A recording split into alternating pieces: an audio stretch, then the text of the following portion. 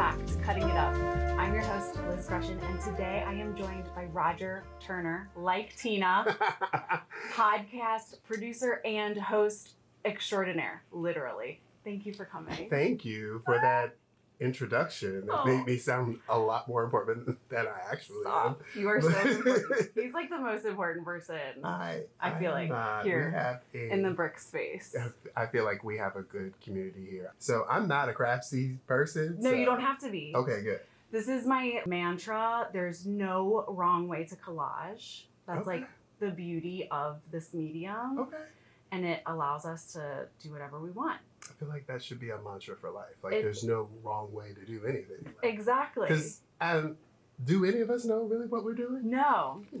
When you are not collaging with me, usually you are recording your own podcast. I am. Show. Can you walk me and us who might not be familiar with your show through it? I have a show called Brunch, Blaze, and Babble. It is a close friend of mine and I. We have brunch, we get high, and we talk about media trends, past, present, and future. Okay, let's start with the brunch aspect first. Yes. What is your go-to brunch order? Ooh, that is a good question. So it depends on... Like, are you savory or sweet? It depends. It really depends on what's the brunch vibe. So if we're doing like a summer brunch, it's definitely like sweet. I want something sweet, cool, that doesn't take that long to make. But if it's like winter or fall, like brunch, I definitely want like something warm, savory, and cozy. Yeah, that makes sense. That's just me. Like a soup season, but for brunch. Yeah. You know? Yeah. Like I like a good, depending on where we are for brunch too. So if the special is, if I'm like in Harlem, we're at Melba's, I'm definitely getting the chicken and waffles. Yeah, that kind of thing. I feel like that's a pretty good go-to order, like no matter what the season. I don't know. No? Like chicken and waffles is a good go-to depending on where you are, because not everybody does chicken and waffles that's fair, well. That's fair. That's the thing about our show. We always talk about like our brunch. If it's not a good brunch, I'm not going to say the name of it. Yeah. Moving on to the Blaze portion. Yes. What's your go-to? I hate smoking. I don't like smoking. Like, I just don't do it well. It makes me feel like a little bleh. And then I always get yelled at. It was like, you're not inhaling. I was like, I don't know, you're talking about. Oh, that sounds like my college experience. You're just swallowing it. I don't know what you're talking about. It's smoke. So I love to do edibles. Gummies are like my favorite. Me too. If I haven't made my own edibles. Because I like to make them too. Oh, okay. Baker. Nice. A baker. I didn't know this about you. What do you bake? My husband has celiac, so I like to do a lot of gluten-free things. Okay. So the edibles that we used to do a gluten-free, dairy-free chocolate chip cookie. And it was delicious. That sounds perfect it was right now. delicious. So what type of flour are you using to cancel out like the typical flour? There is this great company. I'm not gonna think of the name of it, but there is a gluten-free flour that is it's called Cup for Cup.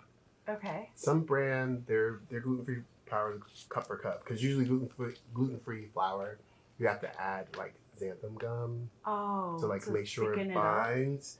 This particular brand actually puts the xanthan gum in it for you. So yeah. Sorry, I'm gonna go off the beaten path for a second. Doesn't the egg bind it, but you also need the xanthan gum? Yes, so egg will bind it, but because the gluten is actually the agent that the egg reacts to bind it. But if the gluten's not there, you can get like a little I never knew that. Slush. Okay, that makes sense. You can get a little baked slush. Okay. I'm not an expert baker, but I believe that is the concept. I mean, anybody who is using, like, throwing the word xanthan gum around, I feel like you're an expert to some degree. I just didn't want my husband to die. I just did research, and I wanted him to eat my food and not die. That's all. Oh, that is important. Keeping husbands alive. It was like, I don't want him to get sick. But yeah, that is, I usually enjoy an edible. Okay. How about you? For edibles? Yeah. I like the gummy edibles. Yeah, gummies are nice. I've never cooked my own. And then, like, with small children, I wouldn't want them to be, like, excited about something. Oh, that's the thing. There's no kids at my house. So. Right. So it's, like, that. safe space. Mm-hmm. But I'm very, like, I just have the gummies, and I keep them, like, up high in the medicine cabinet. Mm-hmm. And I explain if they ever want, like, any kind of, they're supposed to ask for, like, any kind of treat. Right. And I've explained sometimes gummies are medicine. And you can't eat them. You're so smart. Because it's a thing. Smart. Like, it's kids can get into gummies. Kids can get into things. So we gotta protect them. And by them, I mean the gummies. Protect the babies. You said the gummies. That's hilarious. Let's talk the Babble. The Babble? Yeah. How did you decide that's what you wanted the podcast to be about? Well, it organically happened. Like, my friend Alexis, who's also my co-host, he and I would do this anyway because we both love, like, television and film and, like, pop culture, and we were always, like, suggesting things for each other. Mm-hmm. I have a background in theater, and I used to be a dancer, and I studied theater, as an actor. Uh-huh. So I've always had an interest in, like, theater and music and television and film. And my friend Alexis is also a musician. And so we would talk about, like, the things that are out and what's there and why we like this and why we don't like this.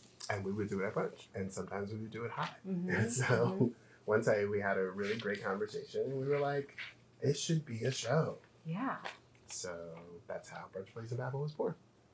How long have you been doing the podcast? I believe we're going on this April will be 2 years. 2 years. Mm-hmm. So do you structure your seasons as, like, within the calendar year, 1 season, 2 season, or? Yes and no. Like, originally, the first season, I was just like, we're going to be in here every week. And just, like, going crazy to no end. Like, I had no intention of stop recording. But then my co-host, who is also a teacher, is like, I need a break. About that. Right. We usually end of August, come back Halloween. Oh, that's a good break. Mm-hmm. Like, people are getting back into the swing of, like, the school year. Yeah. Especially for your co-host. Mm-hmm. I'm sure that helps him, too. Yeah. Did you do podcasting at all before working on this podcast? I actually took the podcast intensive class here at Brick, just so I could, I had another podcast idea, but I was going to do that one and this one at the same time. My other podcast idea was really research intensive, more than the one that I have now. So I was like, if I want to do this, I think I need somebody to pay me to do it because I can't do this on my own. And then, Alexis and I kept talking about these things, and I was like, hey, let's try this in the studio. So the Brick pretty much gave me all the training I needed for podcasting. But before that, I commuted a lot, so I had a huge love for podcasts. So my commuting life made me, like... it prepared you. Yeah, I listened to a lot of podcasts. What are your go-to, like, if you were to recommend, like, is 3 too narrow? I always tell people, like, what are you into? Because then I could suggest then you recommend it? But you don't have, like... My favorite podcast is called The Read. I don't know this one. It's like the OG of podcasts. Like, The Read has been around, like, as long as podcasting has been around. It's, like, one of the first, like, really popular ones. It's hosted by 2 queer Black podcasters, Kid Fury and Crystal. Okay, these names sound familiar. And they're funny, they're smart. So yeah, that's my favorite one. I have a few friends that tell me that they love true crime. I have some friends who are very into true crime. So I was just telling a friend of ours, a friend of my husband and I's, Michaelia, she was like, oh, I want to hear some true crime stuff. And I was like, hey, have you ever heard of Sisters Who Kill? I have not. Sisters Who Kill is a podcast hosted by two Black women that talk about true crime murder cases that are committed by Black women. It's so good. It's funny. It's entertaining. And like they treat a lot of the women that are the murderers with a lot more empathy than general, like kind of why they made the move, so to speak. Not making excuses for like being a murderer, but at the same time just having a little more for compassion for someone that was in a situation where they felt like they needed to kill. Right. I get like stressed out about the true crime genre, so I myself haven't gotten into it. I don't like a lot of negative stuff myself, but I do like Sisters Who Kill because it's a lot more entertaining, and they try to not get like too horrific or situations that are really graphic. I don't even do like.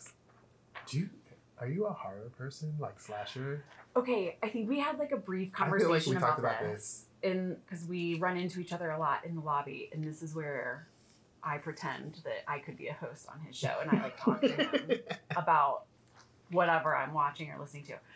I used to not be into horror or anything at all until Surprise Movie Night with my partner. I love this. And every October, we only pick scary and like horror, and it has really truly expanded my appreciation for this genre. God bless you. Just on my own free time choosing to scare myself? Absolutely not. I'm not doing any of this. I know, like it's great. Like I don't understand like how. I mean, it's been 5 years that we've been doing this Surprise Movie Night, and so I think that that's like really like cultivated this appreciation for me. So now I'm like into it. And I'm excited by it. Have you seen the movie Ready or Not? Yeah, and I'm not watching that. No? I've seen the trailer and I was like, absolutely not. Why am I doing this in my life? It is so good. It is so good. Ready or Not. It's a fantastic. Like, there's like a little bit of comedy in it. Like, that's my favorite kind of like horror, like when there's a little bit of comedy in it. So there was like a new movie that came out and I was like, oh, this is like Ready or Not. Oh. Like, and I was very proud of myself for like knowing enough about this genre. You're amazing. To like be able to like kind of be like, oh, hasn't this been done? Like, I love that. Come on, you know all the things. Oh my gosh, no, I know like 2 things.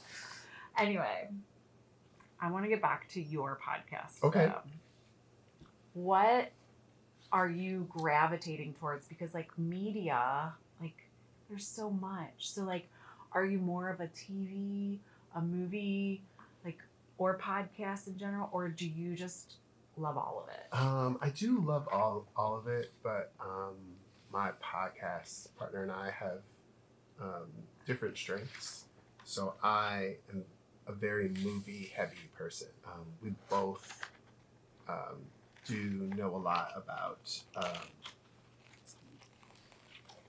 television between the two of us, and he is a musician, so I follow his lead when it comes to our music topics. So pretty well rounded. Like even if you are more film heavy, we balance each other out. Sounds like it perfectly. And what happens when you disagree? Do you disagree a lot, or are you mostly on the same page? I don't remember us disagreeing in a way that was not beneficial to the show. Can you tell me more about that? Like, disagreement is good. Yeah. Like, we don't have to, like, believe or agree on the same things. We often don't like the same, like, movies or film or even music, but we do like different things for different reasons, and I think it's just important for us not to invalidate each other's like feelings, but we do agree often, and when we don't, we know it's okay too. This sounds like a fantastic partnership. Yeah. I also can't tell where her neck is. I don't. Very technical. I think Collaging. You're very good at this. No. I think I'm just There's trying to. no rules. There's no. You are rules. very good at this too. You just didn't know it until you came on cutting it up. I thank you for saying that.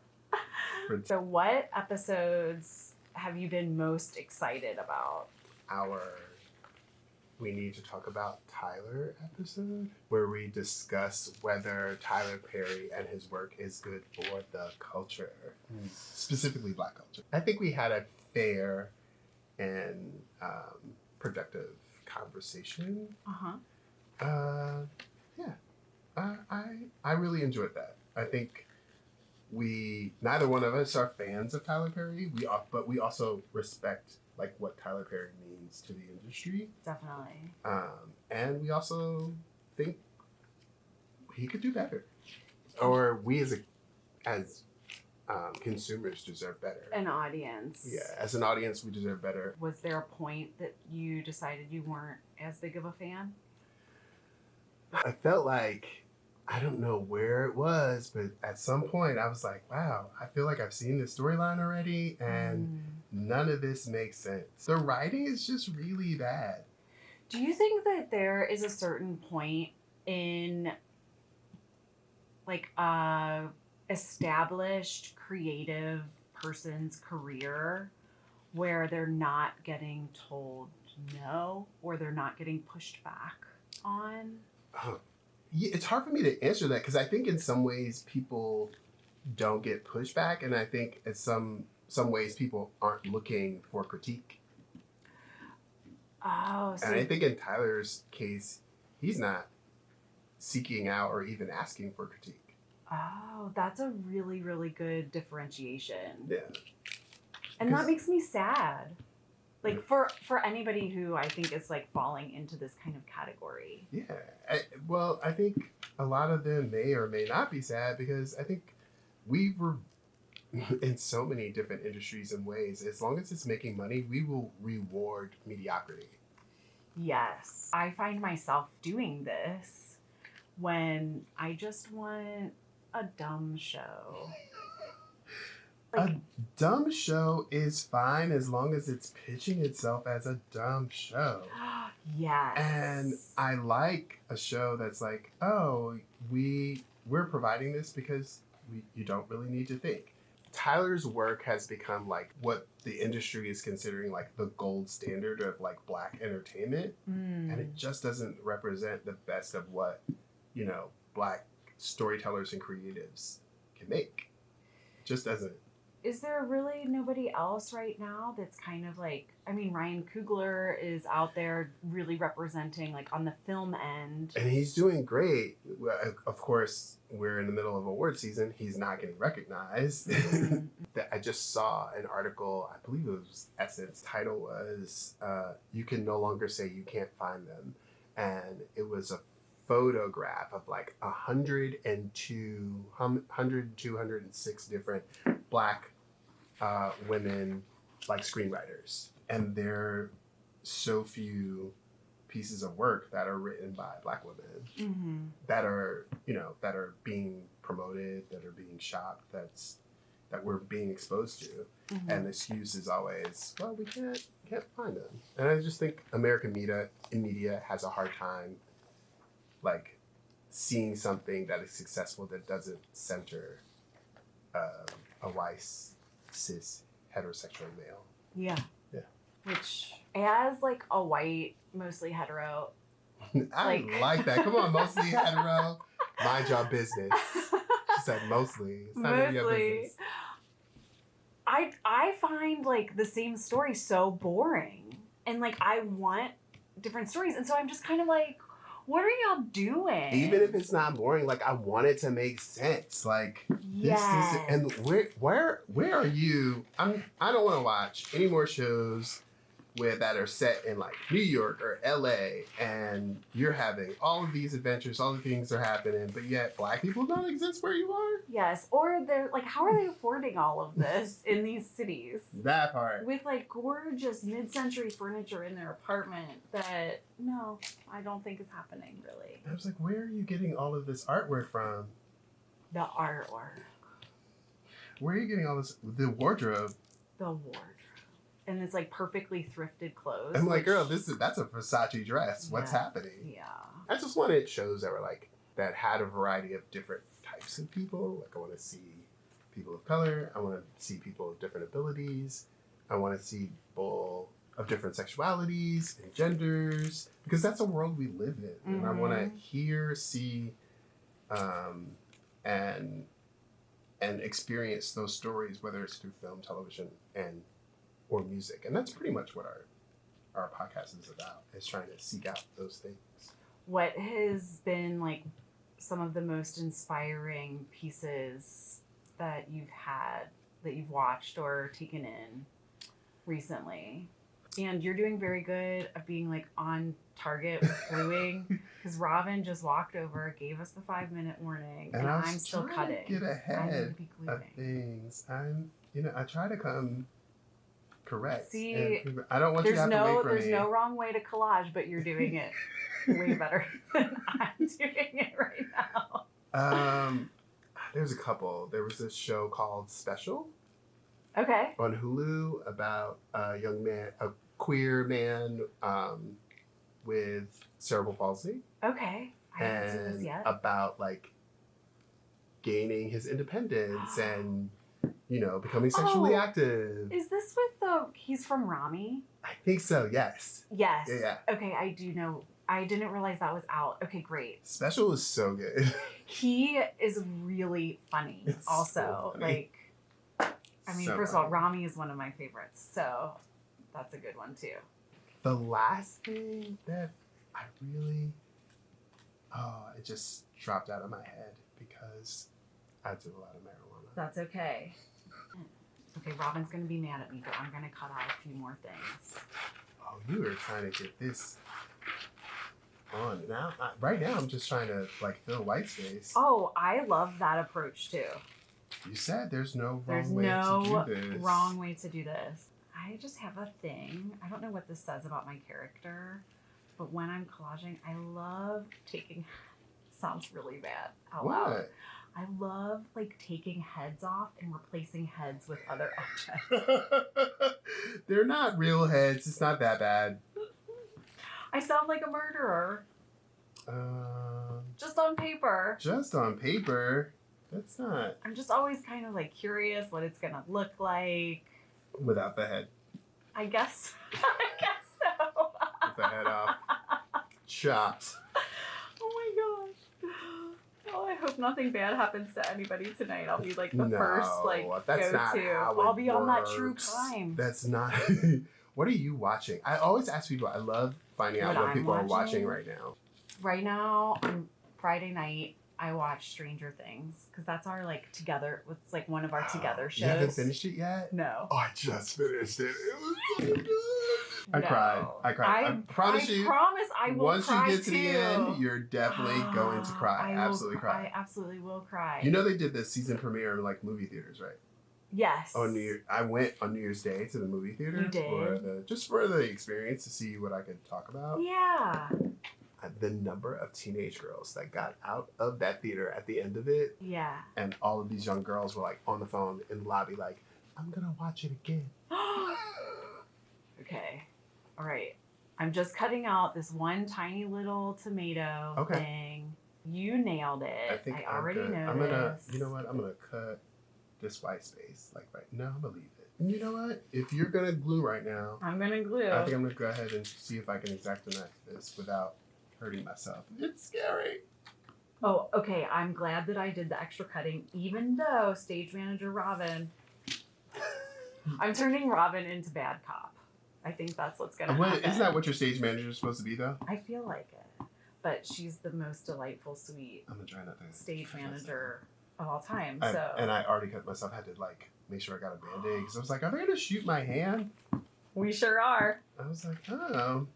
So I found these. There's this company called Browndages that have black people's skin tones. Perfect. So we're big Welly fans. Ooh, I like Welly as a company. I think. What? No, what happened? No. I'm sure they're fine as a company. I just don't think that they work very well. They always fall off.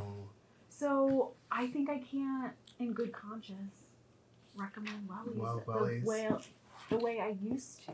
While I'm furiously gluing, Okay. where do you go to for inspiration? Like for your show and for you? I'm always curious. I'm always watching content, so that's always really great for me. But so my husband and I, we put in the calendar for ourselves among the number of things that we like try to do as a couple. But we have these world building conversations. We just sit together and dream. And Of your world specifically, like together? our world together, what would the world that we want around us, and we like dream. And I think that allowing ourselves to like just dream and create and build, I get a lot of inspiration work-wise when I come out of those conversations too. So it'll be my husband, Javier. Love you, honey. If somebody hasn't done this, like I don't think I've ever done like a world building experience. Mm-hmm. Where would I start? Like, is there like any kind of question, or do you just kind of like daydream together? Oh yeah, it's like if we just start with the questions, like if there were no financial restrictions and we had complete financial freedom or responsibility freedom, what is the world that we live in? What does it look like? And then we start from there and then work our way down. I love it. Okay, I finished. That looks so dope. You like it? Okay, this is when we reveal. Okay. Mine's hard to see because it's kind of like I like yours. contrasty. I I really like like yours too. It looks great. Thanks. Where Thanks. can our viewers find you? Well, you can find me on Instagram at 1906 Choir Boy. And you can find Brunch, Blaze, and Babble anywhere you get back. You can listen to podcasts. I love it. Thank you for coming on the show. Thank you for having me. This was so much fun. All right, folks, it's your turn. I've been trying to like come up with a good sign off. So it's your turn. Go cut something up. That's really good. Yeah? That's cool. All I right. like that. All right, and we're wrapped. Thank you, Robin. That was so much fun. Yeah? You're an alpha. Yes, I am. Yeah, when you said 1906, What I was does raised that by an alpha mean? man. I'm a member of Alpha Phi Alpha Fraternity. Oh. My father is too. Really? You said 1906. I mean, it's all over my house. Everywhere. So that's what it meant. So yeah, 1906 was the year that Alpha Phi Alpha was founded. Okay. And it is the first collegiate fraternity founded for African American. The first, and you're part of it. It's like history. That's amazing. Tell me who else is a part of it. Martin Luther King. That's on